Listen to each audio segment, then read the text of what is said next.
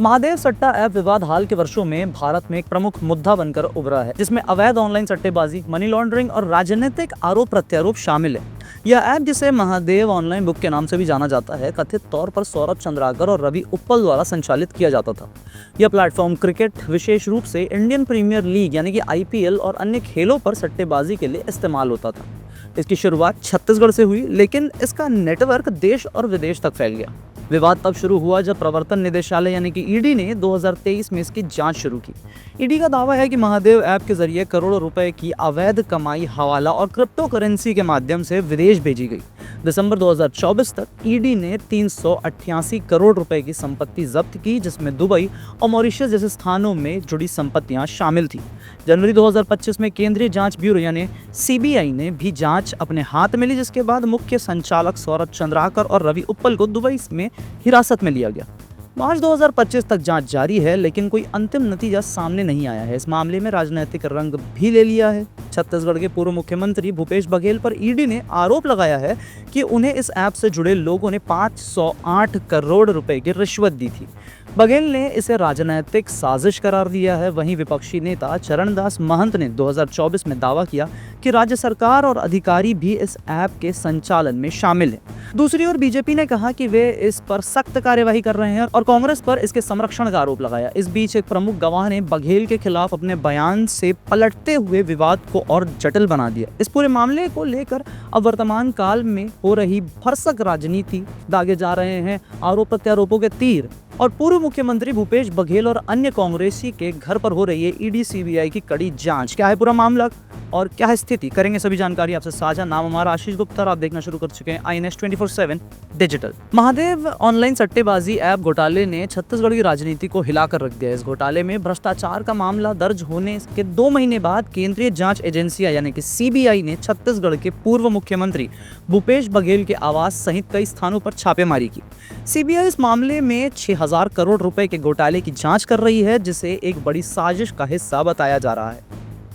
एक media report के अनुसार 21 जनवरी को सबसे पहले रिपोर्ट किया गया था। CBI ने छत्तीसगढ़ सरकार के अनुरोध पर मामला दर्ज किया और इसमें बघेल का नाम जांच के दायरे में सामने आया। राज्य में सट्टेबाजी से जुड़े 77 FIR को CBI ने एकीकृत कर रेगुलर केस दर्ज किया। इससे पहले छत्तीसगढ़ पुलिस ने 4 मार्च 2024 को दर्ज एक और FIR में भूपेश बघेल को आरोपी बनाया था। इसके साथ ही महादेव ऐप के भगोड़े संस्थापक सौरभ चंद्राकर और रवि उप्पल को भी इस मामले में शामिल किया गया है, जिनके प्रत्यार्पण के लिए संयुक्त अरब अमीरात में कोशिशें जारी हैं। CBI ने इस FIR को अपने कब्जे में लेते हुए मामले की व्यापक जांच शुरू कर दी। महादेव ऑनलाइन सट्टेबाजी घोटाले की जांच से पहले प्रवर्तन निदेशालय यानी कि ED इस मामले में पहले से ही सक्रिय थी। जब ED ने जांच को आगे बढ़ाया तो पूर्व मुख्यमंत्री भूपेश बघेल का नाम सामने आया, तो बघेल ने इस पर कड़ी प्रतिक्रिया दी। उन्होंने आरोप लगाया कि उनका नाम भारतीय जनता पार्टी यानी कि भाजपा सरकार द्वारा जबरन मामले में जोड़ा गया है। बघेल ने कहा कि यह पूरी कार्यवाही राजनीतिक प्रतिशोध का हिस्सा है, क्योंकि राज्य में हाल ही में सत्ता परिवर्तन हुआ है। इससे पहले अगस्त 2024 से जनवरी 2025 तक CBI ने विभिन्न FIR, राज्य पुलिस द्वारा दाखिल आरोप पत्र और अदालत के दस्तावेजों को इकट्ठा किया था।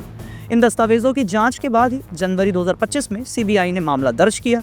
इस जांच के दायरे में कई राजनीतिक और प्रशासनिक अधिकारियों का भी नाम आ रहा है, जिससे छत्तीसगढ़ की राजनीति काफी गर्मा चुकी है। जुलाई 2024 में छत्तीसगढ़ पुलिस की आर्थिक अपराध शाखा यानी कि EOW द्वारा दायर चार्जशीट में कहा गया कि महादेव ऑनलाइन सट्टेबाजी अभी भी सक्रिय है और इसके प्रमोटर सट्टेबाजी से जुड़े आपराधिक गतिविधियों के खिलाफ कानूनी कार्यवाही को रोकने के लिए विभिन्न पुलिस और प्रशासनिक अधिकारियों से संरक्षण प्राप्त कर रहे थे। यह आरोप लगाया गया कि इस सेवा का नेटवर्क देश भर में फैला हुआ था और इसके जरिए भारी मात्रा में काले धन को सफेद किया जा रहा था। इस चार्जशीट में यह भी उल्लेख किया गया है कि ऑनलाइन सट्टेबाजी प्लेटफॉर्म के जरिए बड़ी रकम का लेन देन किया जाता था और इसे छिपाने के लिए जटिल मनी लॉन्ड्रिंग के तरीके अपनाए जाते थे। CBI अब इस बात की जांच कर रही है कि इस नेटवर्क को किस तरह से राजनीतिक संरक्षण मिला और कौन कौन से अधिकारी और नेता इसमें शामिल थे। मनी लॉन्ड्रिंग की जांच कर रही ED ने दावा किया कि महादेव ऐप के प्रमोटर सौरभ चंद्राकर और रवि उप्पल ने पूर्व मुख्यमंत्री भूपेश बघेल को 508 करोड़ रुपए की रिश्वत दी थी, जिसके बाद ED का छापा भी भूपेश बघेल के भिलाई स्थित बंगले पर पड़ा था और सिर्फ 30 लाख रुपए बरामदी के बाद 30 लाख की बरामदी के बाद उन्होंने पूरे पैसों का हिसाब भी दे दिया था। और लगातार भूपेश बघेल द्वारा ये कहा जा रहा है कि ये एक विच हंटिंग प्रोसेस है जिसमें टारगेट किया जा रहा है विपक्ष को। अब इस आरोप के सामने आने के बाद राज्य में राजनीतिक उथल पुथल मच गया है। विपक्ष इस मुद्दे पर बघेल को घेर रहा है, जबकि कांग्रेस इसे भाजपा सरकार की साजिश बता रही है। ईडी की जांच के अनुसार यह राशि विभिन्न माध्यमों से बघेल और उनके सहयोगियों तक पहुंचाई गई थी ताकि महादेव ऑनलाइन सट्टेबाजी सेवा को कानूनी कार्यवाही से बचाया जा सके। ध्यान रखिएगा, ये सारे के सारे आरोप प्रत्यारोपों के हिस्से हैं।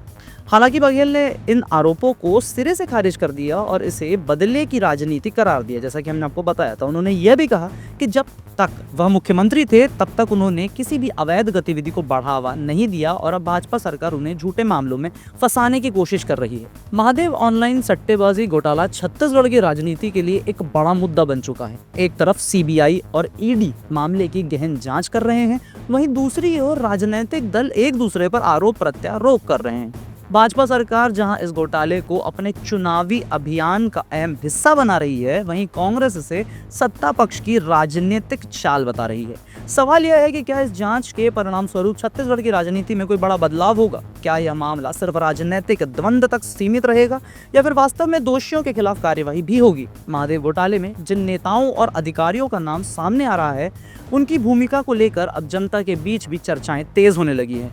आने वाले दिनों में सीबीआई और ईडी की कार्यवाही इस घोटाले की सच्चाई को उजागर करेगी, लेकिन फिलहाल यह मामला छत्तीसगढ़ की राजनीति का सबसे चर्चित विषय बना हुआ है।